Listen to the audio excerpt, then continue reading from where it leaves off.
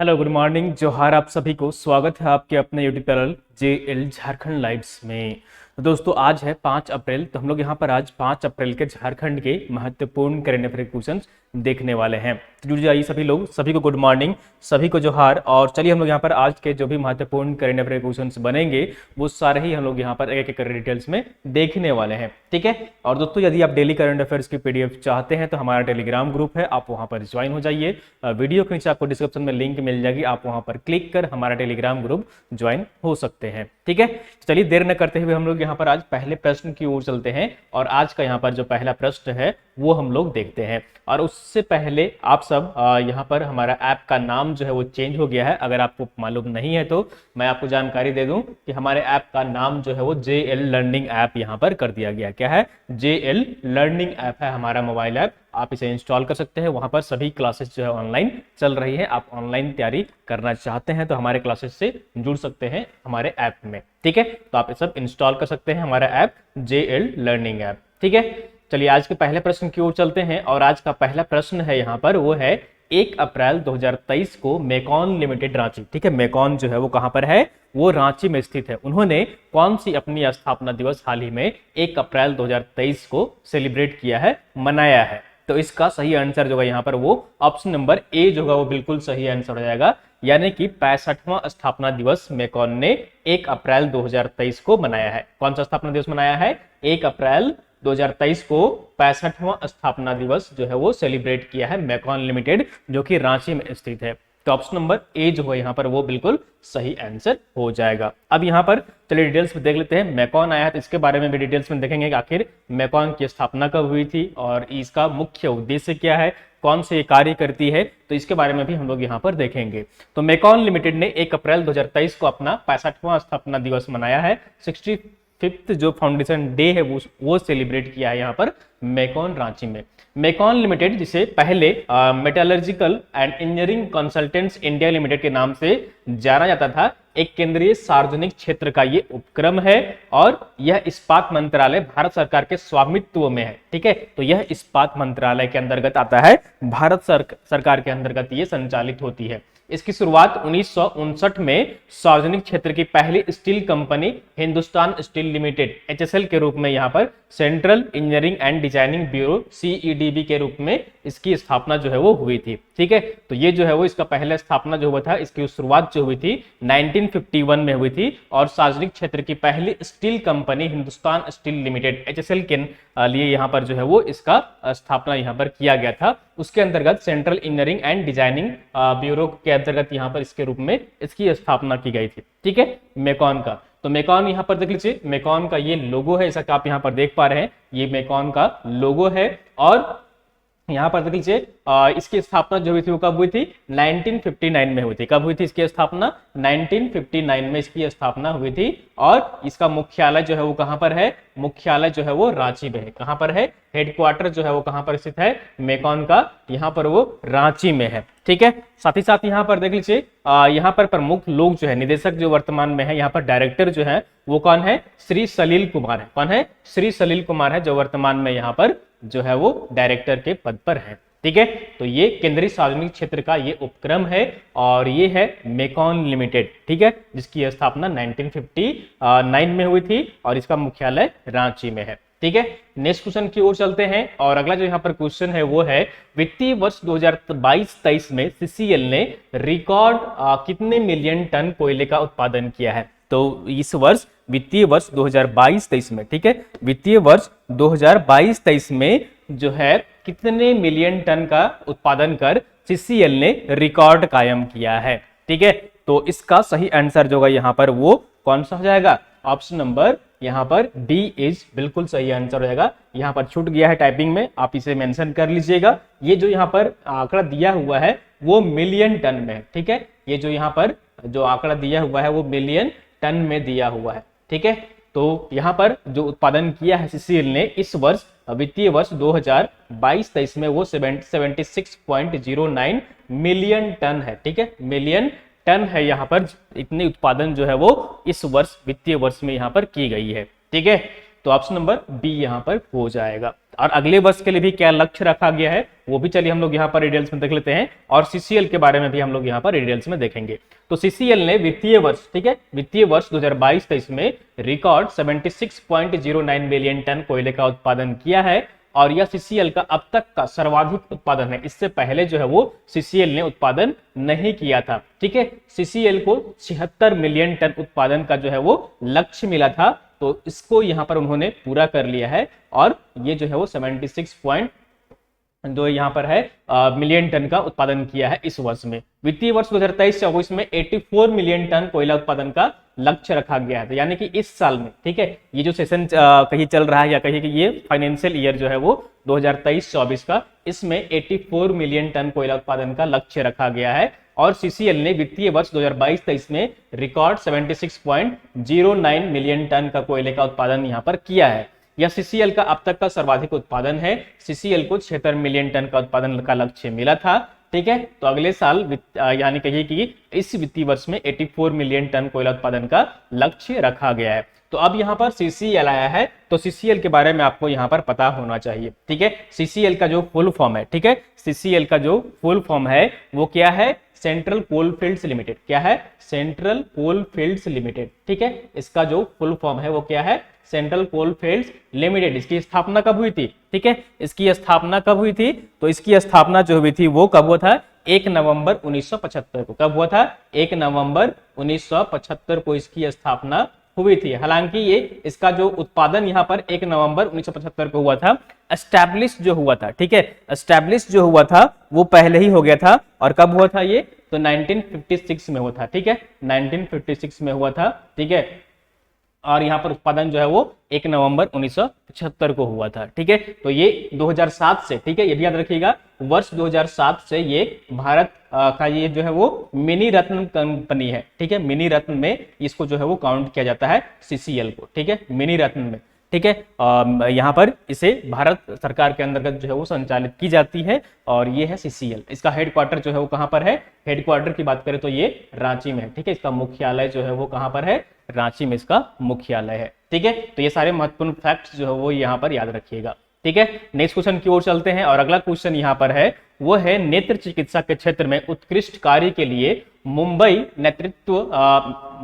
साहित्य एवं आई एडवांस, ठीक है। यहाँ पर जो है टाइपिंग थोड़ा सा जो है वो ये है, ठीक है। यहाँ पर जो होगा ना वो क्या होगा, मुंबई नेत्र, ठीक है, मुंबई नेत्र यानी कि आंख, ठीक है, मुंबई नेत्र यहाँ पर साहित्य एवं आई एडवांस संस्था की ओर से किसे गोल्ड मेडल प्रदान किया गया है, ठीक है। तो हाल ही में यहाँ पर इस संस्था के द्वारा गोल्ड मेडल प्रदान किया गया है, तो वो किसे प्रदान किया गया है, और वो झारखंड से बिलोंग करते हैं, ठीक है।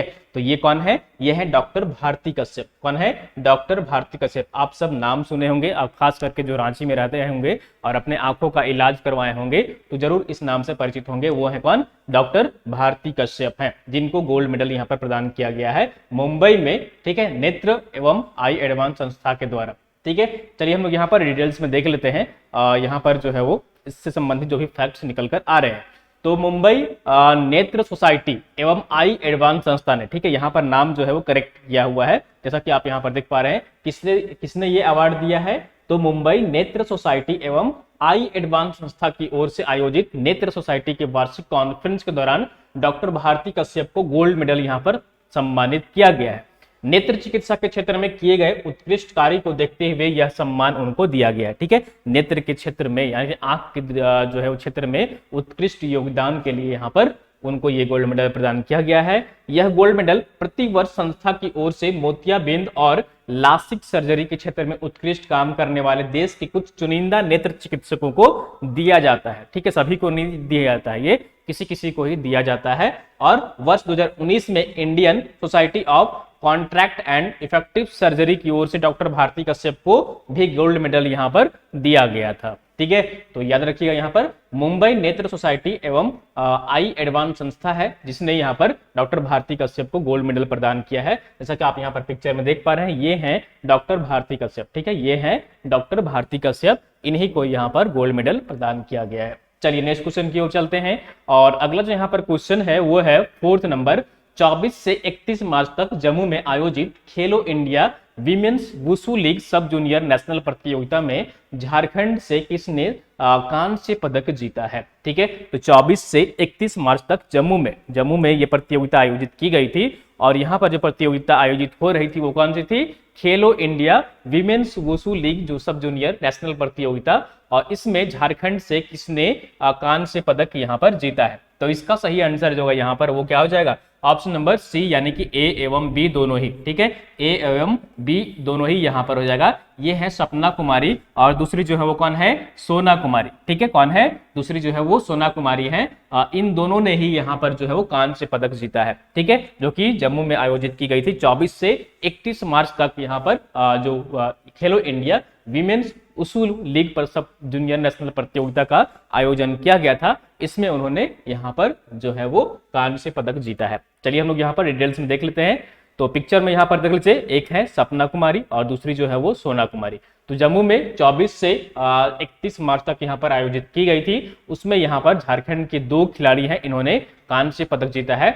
सपना कुमारी ने 33 किलो भार वर्ग में यहाँ पर जो है वो जीता है और सोना कुमारी ने 36 किलो भार वर्ग में कांस्य पदक यहाँ पर जीता है। ठीक है, तो सपना कुमारी जो है वो 33 केजी कैटेगरी में उन्होंने यहाँ पर जो है वो जीता है और जो सोना कुमारी है वो 36 केजी कैटेगरी में उन्होंने कांस्य पदक जीता है। और प्रतियोगिता में झारखंड के 10 खिलाड़ी जो है वो यहाँ पर भाग ले रहे थे, इसमें से 2 खिलाड़ी, ठीक है, सपना कुमारी और सोना कुमारी ने यहाँ पर कांस्य पदक जीता है। ठीक है, समझ में आ रही सारी बातें ना? कोई डाउट तो नहीं है? चलिए नेक्स्ट क्वेश्चन की ओर चलते हैं और अगला जो यहाँ पर क्वेश्चन है वो है 5th नंबर।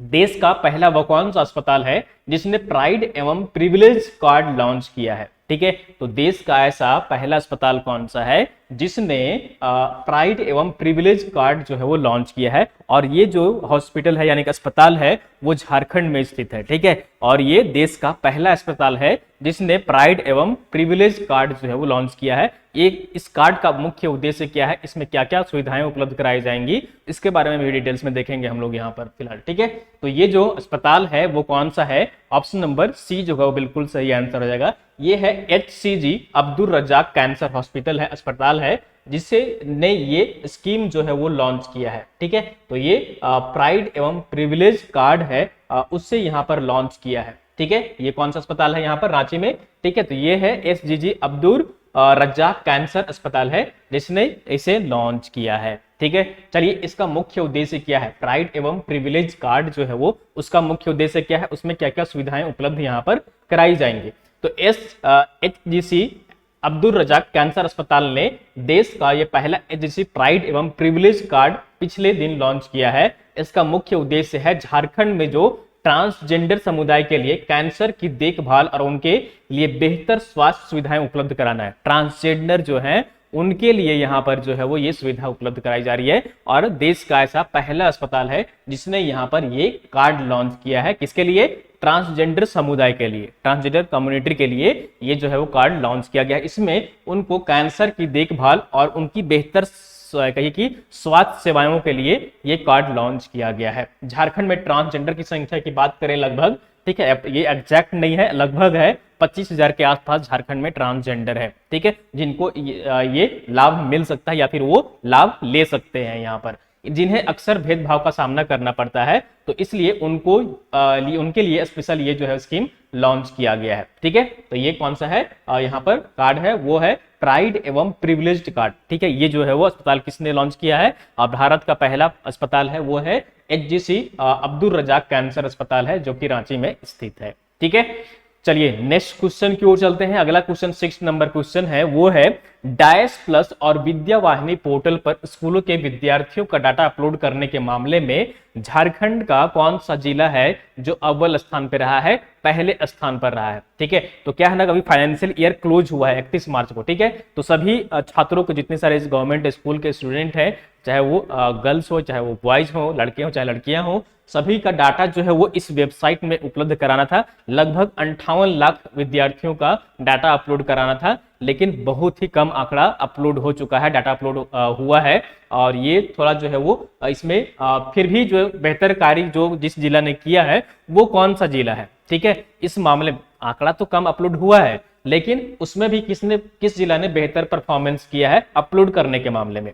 तो इसका सही आंसर जो होगा यहाँ पर वो कौन सा जाएगा, ऑप्शन नंबर बी यानी कि सिमडेगा जिला। ठीक है, सिमडेगा जिला है जो कि पहले स्थान पर रहा है, यानी कि अव्वल स्थान पर रहा है डाटा अपलोड करने के मामले में। कहां पर अपलोड करने के मामले में, तो डैश प्लस और विद्या वाहिनी पोर्टल पर अपलोड करने के मामले में पहले स्थान पर रहा है झारखंड राज्य में। ठीक है, तो चलिए हम लोग यहाँ पर डिटेल्स में देख लेते हैं कि आखिर कितनी प्रतिशत यहाँ पर अपलोड हो चुकी है डाटा, छात्रों का डाटा जो है वो उस वेबसाइट में अपलोड हो चुका है। ये अपलोड होता है ना कि ताकि समय समय पर सभी छात्रों के लिए या छात्राओं के लिए कौन सी स्कीम लाया जाए, किसको लाभ मिल रहा है नहीं मिल रहा है, कितने उससे योजना से लाभान्वित हो रहे हैं, ये सब सारी चीजें मॉनिटर करने के लिए ऑनलाइन यहाँ पर डाटा जो है अपलोड कराई जा रही है। चलिए हम डिटेल्स में देख लेते हैं यहाँ पर। तो राज्य भर के मात्र 16.68% जितने सारे छात्र हैं राज्य में, उसका मात्र 16.68% जो है वो आंकड़ा यहाँ पर फिलहाल अपलोड हुआ है। ठीक है, मात्र कितना हुआ है, तो ये जो हुआ है वो कितना हुआ है, ये आपका मात्र यहाँ पर ठीक है, मात्र यहाँ पर जो कितना हुआ है वो एक मिनट ठीक है, एक मिनट यहाँ पर चलिए। हाँ, तो यहाँ पर 16.68% मात्र यहाँ पर जो है वो यहाँ पर अपलोड किया गया है स्कूली बच्चों का। ठीक है, साथ ही यहाँ पर देख लीजिए 31 मार्च तक सभी स्कूलों को पोर्टल में डाटा अपलोड करने का समय दिया गया था, क्योंकि क्लोजिंग फाइनेंशियल ईयर था इस वर्ष का जो है वो 1 तारीख से फिर नया फाइनेंशियल ईयर शुरू हो गया, जैसा कि आप सबको पता होगा। ठीक है, 1 अप्रैल से 31 मार्च तक फाइनेंशियल ईयर काउंट होता है। तो इस फाइनेंशियल ईयर में जो है वो प्रदेश भर के 58,83,297 विद्यार्थियों का डाटा अपलोड किया जाना था, जिसमें कि 9,81,068 बच्चों का डाटा ही पूरा अपलोड हो पाया है। इतना ही लोगों का भी जो है वो अपलोड हुआ है। छात्रों को डाटा भरने के मामले में सबसे बेहतर प्रदर्शन जो है वो सिमडेगा जिला का है, जहां पर 42.72% बच्चों का डाटा जो है वो सफलतापूर्वक अपलोड कर दिया गया है। ठीक है, तो सिमडेगा जिले में जो 42.72% यहाँ पर है छात्र, उन सभी का डाटा जो है वो अपलोड वेबसाइट पर पोर्टल पर कर दिया गया है। गुमला में जो है देख लीजिए 39.18% जो है यहाँ पर वो अपलोड किया गया है। गिरिडीह की बात करें तो 28.96% यहाँ पर अपलोड किया गया है, और दूसरे और तीसरे स्थान पर है। दूसरे स्थान पर कौन सा है, गुमला जिला है, और तीसरे स्थान पर कौन सा है, तो वो पश्चिमी सिंहभूम या कहिए कि यहाँ पर वो गिरिडीह है। ठीक है, तो यहाँ पर इन जिलों में जो है वो इतना प्रतिशत यहाँ पर अपलोड किया गया है। और सबसे खराब स्थिति जो है वो हजारीबाग, जामताड़ा और रांची की है। यहाँ पर जो है वो सबसे कम डाटा अपलोड हुआ है डायस प्लस में और विद्या वाहिनी पोर्टल में। ठीक है, तो किस जिले में कितना हुआ है उसका भी यहाँ पर आंकड़ा है, तो वो भी आप यहाँ पर देख सकते हैं। तो हजारीबाग में अगर हम लोग देखें तो मात्र 3.18% यहाँ पर अपलोड हो पाया है, और जामताड़ा में 3.25% यहाँ पर अपलोड हुआ है, और रांची में 4.85% ही यहाँ पर विद्यार्थियों का डाटा जो है वो अपलोड हो पाया है। यूडाइस में स्कूल में नामांकित विद्यार्थियों का संपूर्ण विवरण देना होता है, जिसके आधार पर उसके लिए योजनाएं तैयार होती हैं, साथ ही सरकारी योजनाओं का लाभ देने में भी सुविधा होती है। मैंने बताया कि ये जो अपलोड हो रहा है डाटा, इसी के आधार पर जो है वो राज्य सरकार क्या करती है कि उनके लिए योजना क्रिएट करती है, लाती है, और इससे इस योजना के माध्यम से कोई भी स्पेसिफिक योजना अगर आ रही है तो उससे कितने प्रतिशत छात्रों को लाभ मिल रहा है, वो भी इसके आधार पर जो है वो बेस माना जाता है, आधार बनाया जाता है, और तभी जो है वो योजना लॉन्च की जाती है। ठीक है, तो अगर यहाँ पर आप जिलावार अगर आंकड़ा यहाँ पर देखना पसंद करेंगे तो आप देख सकते हैं, पीडीएफ भी आपको मिल जाएगी, उसमें भी आप देख सकते हैं। तो सबसे अधिक तो है डाटा अपलोड हुआ है वो सिमडेगा में हुआ है, 42.72% हुआ है। गुमला में 39.18% हुआ है। गिरिडीह में 28.96% हुआ है। गढ़वा में 26.98% हुआ है। और सबसे कम की बात करें तो सबसे नीचे की बात करें तो हजारीबाग में 3.18% है, और जामताड़ा में 3.25% है, और रांची में 4.85% है। तो ये आंकड़ा है अलग अलग जिलों का, आप यहाँ पर देख सकते हैं। चलिए नेक्स्ट क्वेश्चन की ओर चलते हैं, और अगला क्वेश्चन यहाँ पर है आंसर ऑफ द डे। पिछले सेशन में आपसे जो है प्रश्न पूछा गया था, उसका सही आंसर हम लोग यहाँ पर देख लेते हैं। ठीक है, प्रश्न क्या पूछा गया था आपसे कि डॉक्टर रामदयाल मुंडा जनजाति कल्याण शोध संस्थान है रांची में, इसके द्वारा एक रिपोर्ट जारी की गई थी, और इस रिपोर्ट में मानव तस्करी से संबंधित रिपोर्ट जारी की गई थी, ह्यूमन ट्रैफिक से संबंधित रिपोर्ट जारी की गई थी। इस रिपोर्ट में शिकार होने वाली बच्चियों में से कितनी फीसदी आदिवासी है, बच्चियों की बात कही जा रही है, ठीक है, लड़कियों की बात कही जा रही है, तो इसमें कितनी प्रतिशत जो है वो फीसदी आदिवासी है थी। तो इसका सही आंसर जो है यहाँ पर वो ऑप्शन नंबर डी जो है वो बिल्कुल सही आंसर हो जाएगा, यानी कि 90%, ठीक है, 90% जो यहाँ पर बच्चियां थी वो आदिवासी थी, ट्राइबल्स थी, ठीक है। तो ये रिपोर्ट में सामने बातें यहाँ पर निकल कर आ रही है, और ये जो रिपोर्ट जो प्रकाशित किया गया था वो डॉक्टर रामदयाल मुंडा जनजातीय कल्याण शोध संस्थान के द्वारा प्रकाशित किया गया था। ये रांची में स्थित है, ठीक है, इसी ने यहाँ पर जो है वो ये रिसर्च यहाँ पर जारी की है, ठीक है। तो 90% बच्चियां जो है वो कौन है, आदिवासी है, यानी कि वहीं 10% जो और बाकी 10% जो है वो दलित समुदाय से है, ठीक है। ये भी यहाँ पर जो है वो नोट करने वाली बातें हैं, ठीक है। तो टीआरआई की ओर से जारी रिपोर्ट के अनुसार झारखंड से ज्यादातर जो है वो बच्चियों को दिल्ली, हरियाणा, पंजाब पहुंचाया जाता है। इसके अलावा इन्हें बंगाल, उड़ीसा, बिहार और असम भी भेजा जाता है, ठीक है। तो यहाँ पर जैसा कि आंकड़ा में आप देख सकते हैं, ठीक है, ये शोध जो है वो 2018-19 से शुरू हुई थी, और अब जाकर यहाँ पर यानी कि वर्ष 2022-23 में यहाँ पर जो है वो ये प्रकाशित हुई है। तो लगभग 3 वर्षों का ये रिसर्च है, और इसी में यहाँ पर निकल कर सामने बात आ रही है कि इन बच्चियों में से जो 30% हाई स्कूल तक पढ़ी होती हैं, जबकि 30% बच्ची जो है वो मिडिल क्लास, और 14% प्राइमरी, और 26% जो है वो अशिक्षित है, यानी कि वो पढ़ी लिखी नहीं होती है, ठीक है। तो आप यहाँ पर इस मैप के माध्यम से भी यहाँ पर समझ सकते हैं चीजों को, कौन सा हमारा जो कहिए कि जिला है, एरिया है झारखंड का, जहां पर ज्यादा मानव तस्करी यानी कि ह्यूमन ट्रैफिकिंग का केस जो है वो देखने को मिलता है, ठीक है। चलिए नेक्स्ट क्वेश्चन की ओर चलते हैं, क्वेश्चन ऑफ द डे, और ये काफी इंपॉर्टेंट क्वेश्चन है, ठीक है। आप सब इसे याद जरूर रखिएगा, एग्जाम में हो सकता है कि आपसे पूछ लिया जाए, और रिसेंट में आप एग्जामिनेशन भी आगे होने वाली है कुछ दिनों के बाद, ठीक है। सॉरी।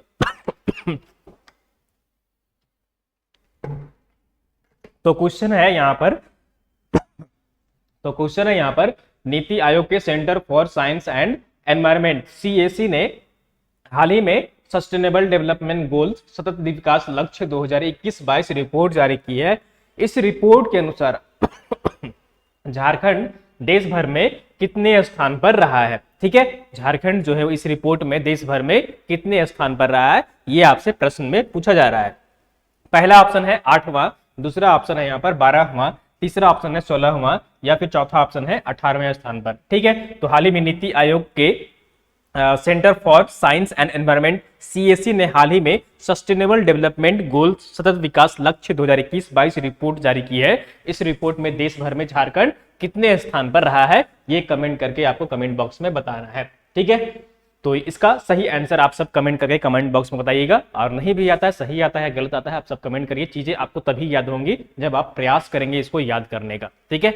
तो चलिए ये जी दोस्तों यहाँ पर आज की झारखंड की महत्वपूर्ण करंट अफेयर क्वेश्चंस, और उम्मीद करता हूँ कि आपको सेशन पसंद आई होगी। तो आप सब जरूर एक लाइक करिए, चैनल में नए जुड़े हैं तो सब्सक्राइब कर लीजिए, और वीडियो को आप लोग अपने दोस्तों के साथ अधिक से अधिक शेयर भी करिए, ताकि जो आपके दोस्त पढ़ रहे हैं वो डेली करंट अफेयर्स की यहाँ पर क्लासेस जो है वो देख सकें, और हमारे ऑनलाइन क्लासेस से भी जुड़ सकते हो, चाहे वो सेंट्रल एसएससी की तैयारी कर रहे हो, चाहे वो स्टेट एसएससी की तैयारी कर रहे हो। एसआई की बैच यहाँ पर है, सीजीएल की बैच है, मैथ्स स्पेशल बैच है, इंग्लिश बैच है, ठीक है। अन्य तरह की टेस्ट सीरीज भी ऐप में उपलब्ध है, तो आप वहां पर जुड़ सकते हैं। जैसे पीजीटी लैब असिस्टेंट की भी यहाँ पर जो है क्लासेस चल रही है, तो आप सब जिसकी भी तैयारी कर रहे हैं आप यहाँ पर जुड़ सकते हैं, ठीक है।